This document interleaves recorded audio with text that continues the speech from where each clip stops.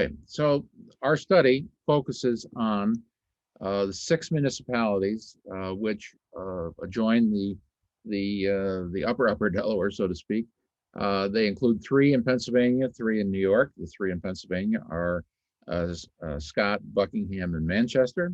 So that takes us roughly from the Lookout, Pennsylvania, or Equinox area, all the way up to Scott Center and Balls Eddy, places like that.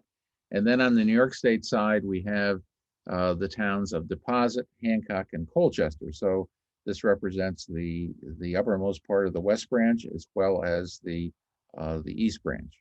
And this, what we tried to do here is to recognize that all these communities, all these 6 communities, are touched in some way by the recreation that is available. It's a resource to all 6 of them, and we'll go to the next slide. As I said in my little intro, we made a point of talking to township officials, town and township. We had meetings in both states with various local officials. We involved county planning officials. Delaware County Planning Department in particular has been most helpful to us in helping with mapping and things of that sort. We've also talked to state agencies and tried to get their input wherever we could, and of course recreational interests and landowners. We think those 6 are extremely important and worthy of being called partners in the project. In terms of public input, we did, as I said, 2 surveys, a recreational user survey and a landowner survey, plus the interviews, focus groups, and we had 2 public meetings, one in Hancock, and I believe the other was in Deposit. And we had good attendance actually at those meetings, so we were very pleased with that, and we had great input, including from some of you who were on the call today. Next slide. So the issues really were to identify what some of the trends are and the results of those trends, and then to look at what can be done to accommodate recreational use without impacting landowners or overtaxing the resources.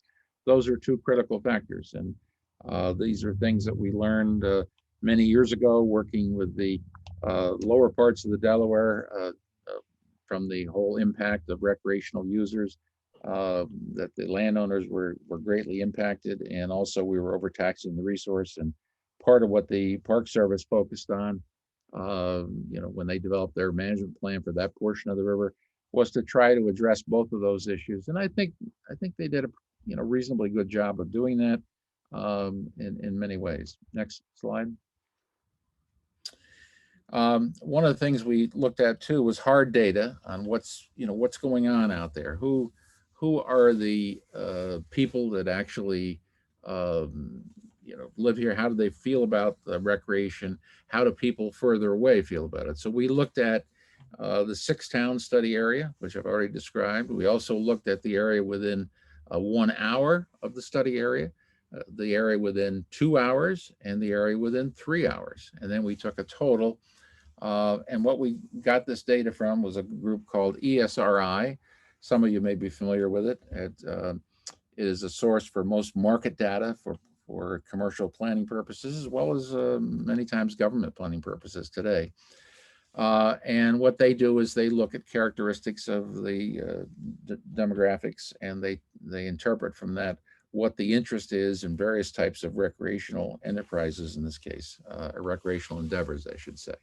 So for example, we looked at mountain biking, and we see that there's 3 things there. There's the adults likely to be participating, the percentage of all adults, and also the market index. Now the market index means that at 100, that's what the typical situation throughout the United States would be.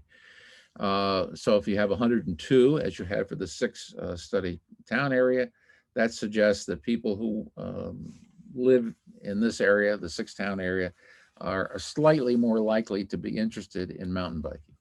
And then as we go further out, it's similar. It goes down a little bit within an hour, but then the furthest out, 3 hours, which are taking you to New York City, it's 112. So overall, you have a situation where there's more than average interest in mountain biking in this region of which the Upper Delaware River tailwaters is a part. Then we looked at road biking. We had there a slightly different pattern. There was not much interest locally compared to the national, but as we got closer to the city, was above natural, the natural characteristic. Canoeing and kayaking, we see that was still very high throughout the area. We see a great number of people who still do that. It shifted from canoeing to kayaking over the years, as all of you know, but it's clearly uh, extremely popular and more popular locally than it is a little further away. Freshwater fishing, look at the numbers there. We're way above the average in terms of interest locally, and then it decreases as you move towards the city. Hiking goes the opposite way. Starts a little below average locally and then proceeds to be above average towards the city. Hunting, extremely high locally, no surprise there, and it drops off, but it's still very major in terms of the region within 2 hours of here. Hunting with that was hunting with a rifle. Hunting with a shotgun is even more so, and same pattern. And then finally, swimming, which we see was above average locally and pretty much average everywhere else. So what this does is it tells us there's still a tremendous opportunity in promoting hunting in the area to complement fishing. There's a tremendous opportunity to promote hiking to people who are visiting the area, particularly if they come with anglers, I should say. So if you have other members of the household coming with the angler who wants to do some fishing, they may be interested in hiking. That's one of the real great opportunities, I think, here. And the same thing with mountain biking to some extent and road biking. Next slide. Somebody asked what the market index means. I think I explained that, but let me explain it again. A market index of 100 is the national average. So it's the market propensity index, really. And what that is the propensity to live in a given area to pursue a particular thing. And the average would be 100, and anything above 100 is more than average interest. Anything below 100 is less than average interest. Uh, so one of the things we look at, part of this is some of the resources that are out there. For example, we have state game lands. We have a very large state game lands on the Pennsylvania side. We have other lands on the New York State side, of course, but interestingly enough, state game lands number 299 borders a considerable part of the West Branch, provides hiking opportunities. It also theoretically could provide some access to the river for some people. And it is publicly available, and there are abilities to use that for those things. So this is a resource that really hasn't been tapped in terms of its overall integration into the recreation economy. Next slide.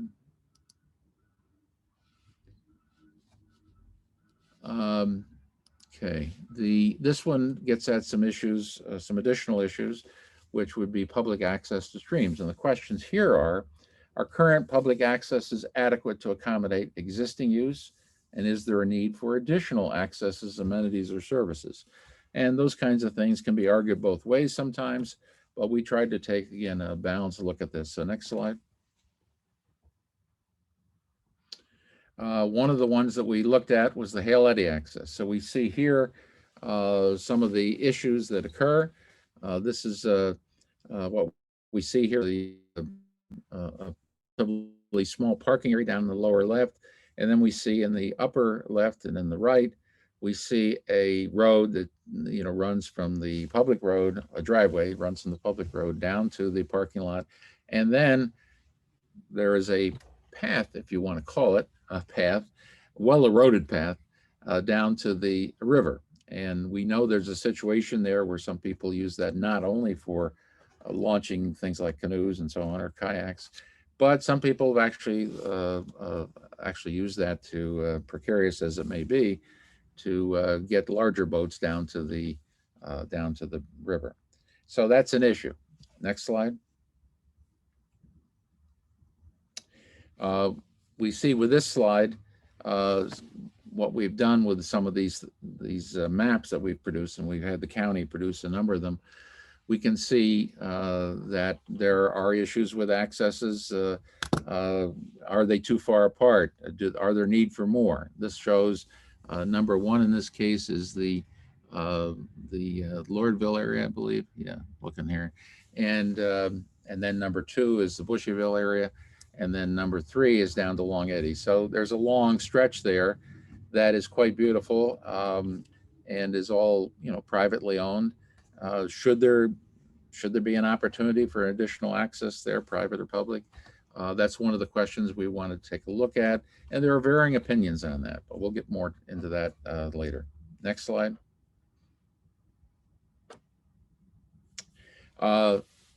Some other issues.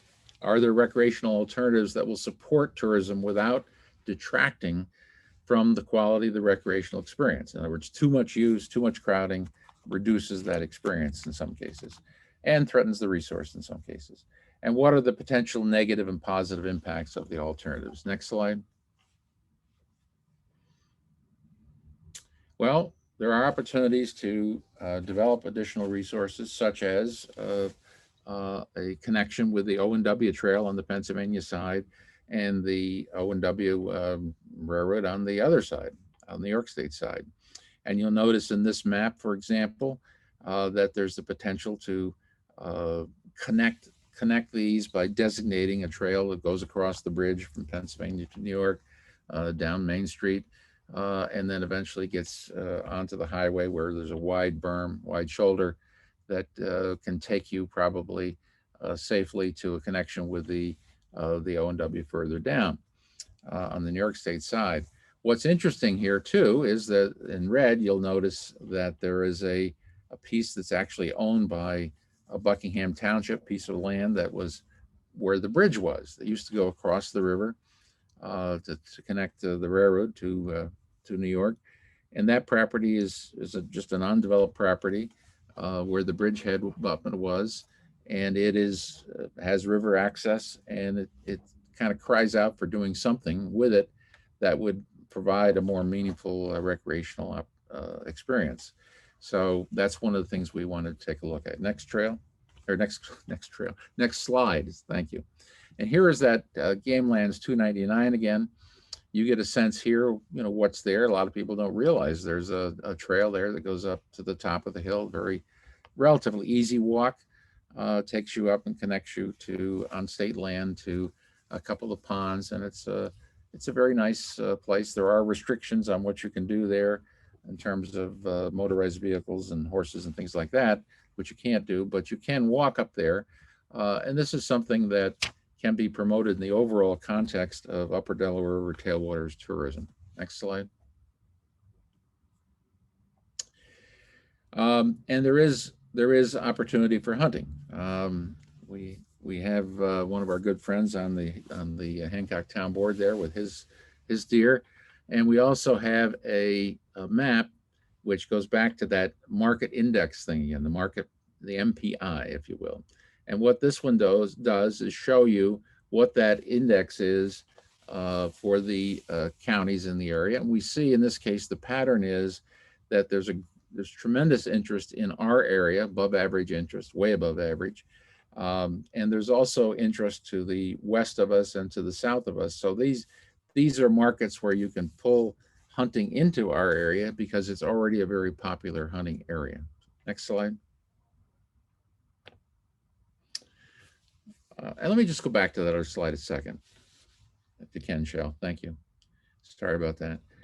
Notice that the areas, the metropolitan areas, of course, there's not as much interest. They're very, it's relatively low interest. But you have to bear in mind that that's where all the numbers are, though. So even though you may have a low market propensity index there, there's still a tremendous number of people, and you only need a tiny amount of those to be attracted to our area to make a big difference in the hunting economy. Okay, next slide.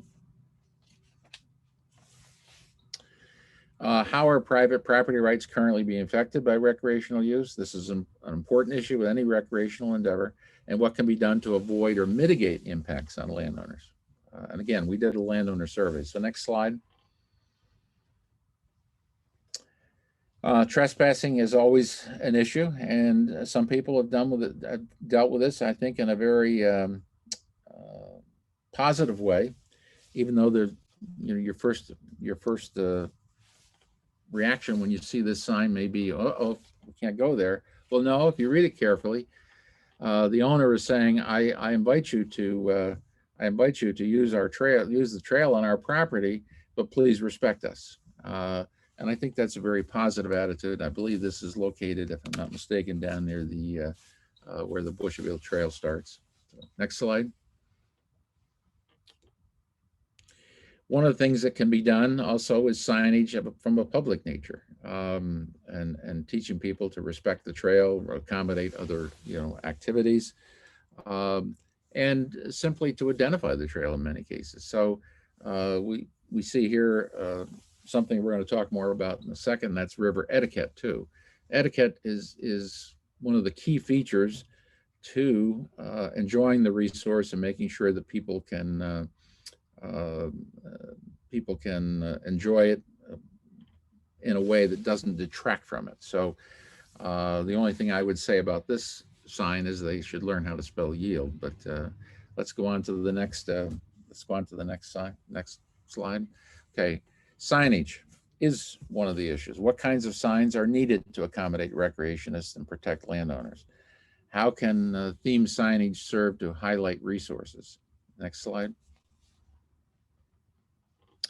Well, one is to have, for example, mile markers. I don't think that's a particularly attractive mile marker, but that's neither here nor there.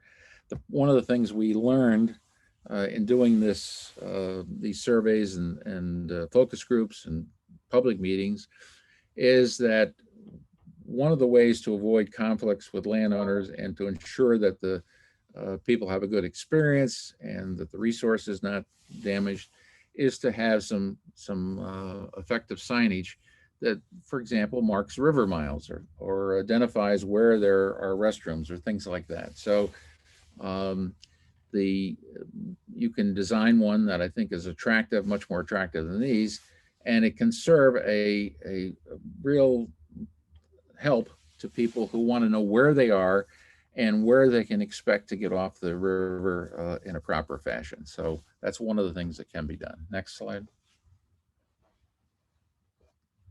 These are examples of other signs. I know FUDR has been working on some of this and developing some signage ideas.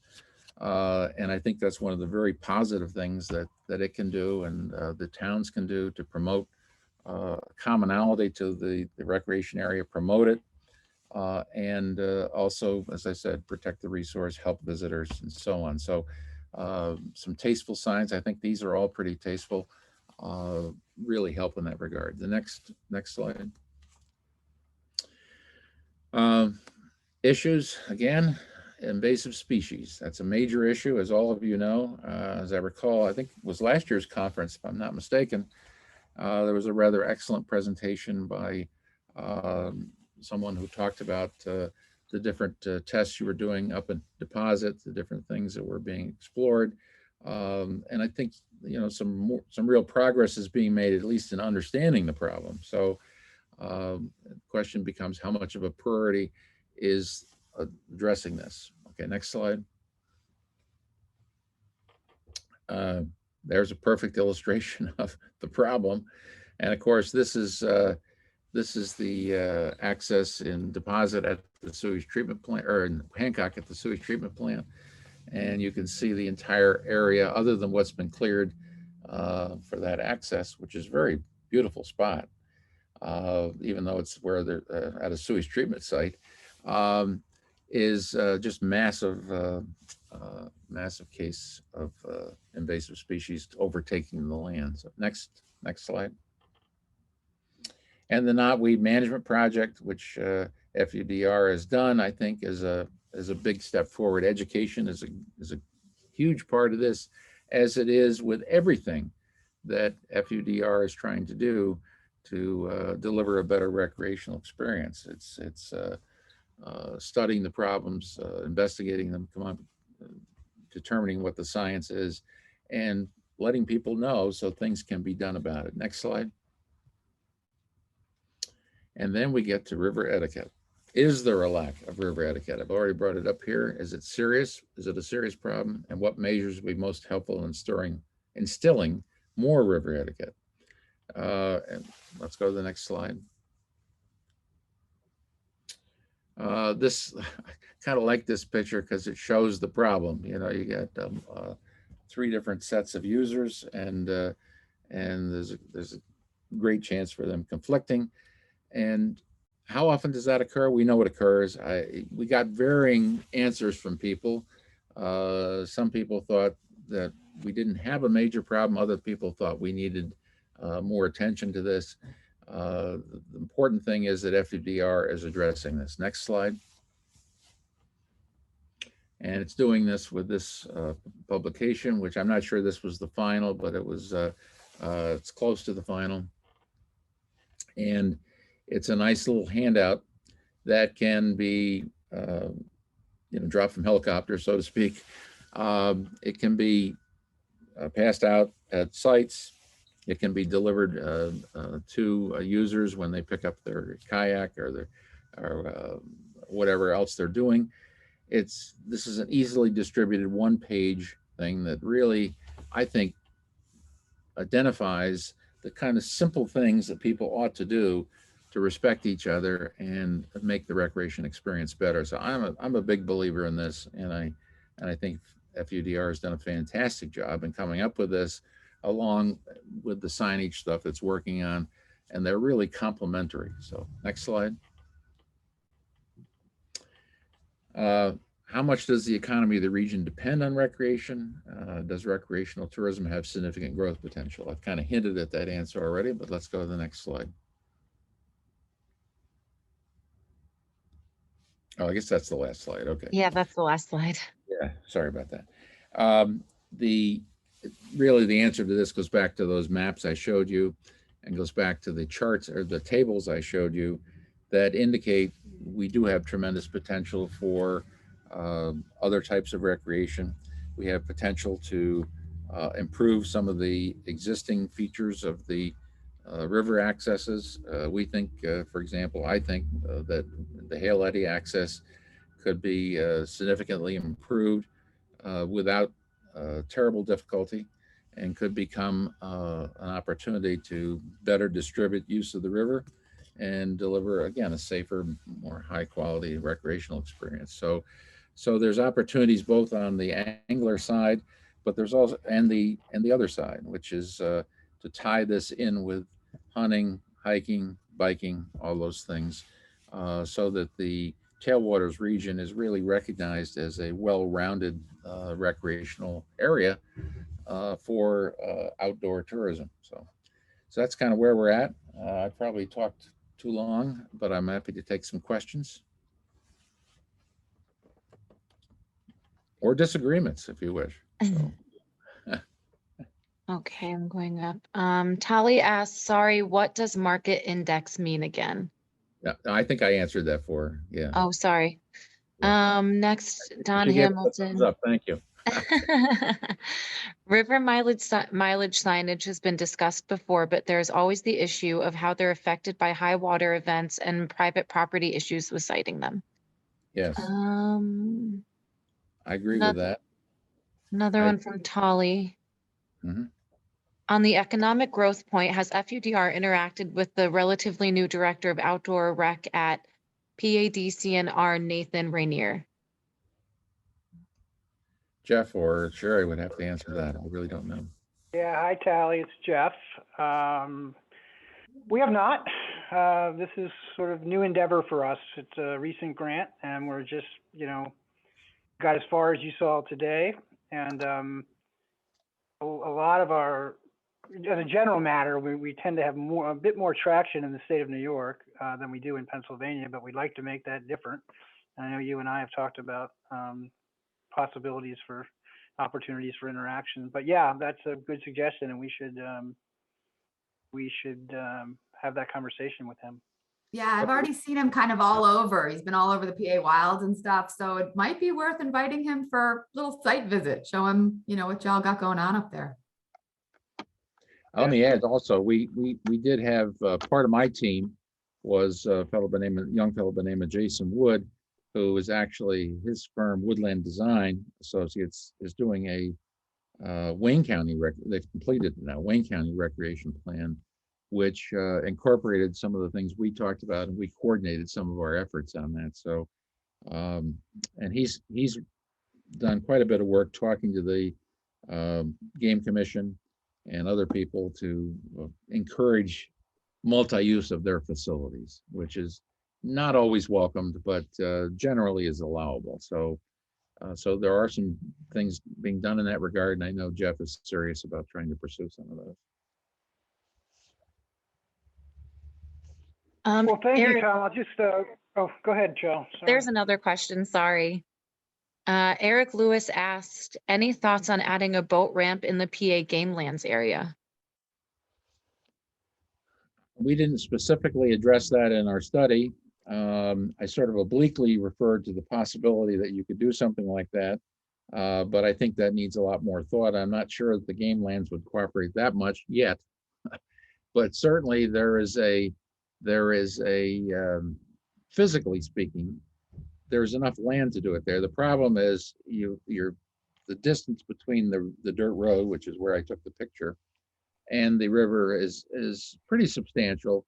There are some trails that go down to it, but they're not great trails. So it's not just creating an access, it's also creating a little access road to the access. But I think that's the kind of thing that ought to be examined in the future. And there's a lot of issues that go into it. So I don't want to prejudge it, but certainly there's a lot of river frontage there, and it's really good river frontage if you can get to it. Okay, so. Yeah, and Tom, Eric's question, I'll just, in closing comments here, I hope people can recognize that in some ways this is kind of it's a very difficult task to undertake, right? Because take, for example, the focus groups we had, Tom, I think you would agree. Yeah. The answer, you could ask any of these questions and Yes. the answers are up here anyway, the answers are across the spectrum. Yeah, that's right.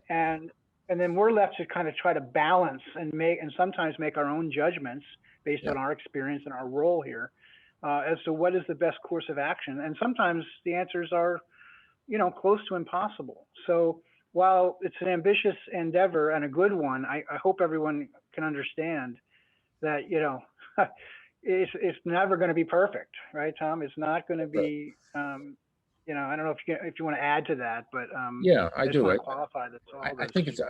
I'm glad you said that. I think the plan is almost more of a discussion starter and I think what we identified there's some obvious opportunities that can be explored sooner and some that need to be done later. And we don't know where they're going to end up because there are different opinions on them. There are different opinions on the whole issue, whether or not spreading out use is just adding to the problem or diffusing the problem. So there's all kinds of things, but I think you can kind of hone in on certain things that make sense. For example, I believe the Hale Eddy access, that some improvements there make sense, and that's something that could be probably pursued more diligently down the road. So the purpose of the plan is to help identify, to provide more information, and then to help people identify priorities. So, and I would point out that FUDR has done this sort of thing before. I was involved with them in doing a stream corridor management plan, and we faced similar issues there on certain things. And FUDR has done a fantastic job in following up with individual projects and getting money for them that can be done to implement it where people can come together. So I think that's the idea. Don't you think, Jeff? So. Yep, I think that's well said, Tom. It was a perilous journey for sure, but one that we feel like someone has to take. And I think FUDR is the obvious institutional presence here that is has full-time staff and is looking at the river every day and on the river.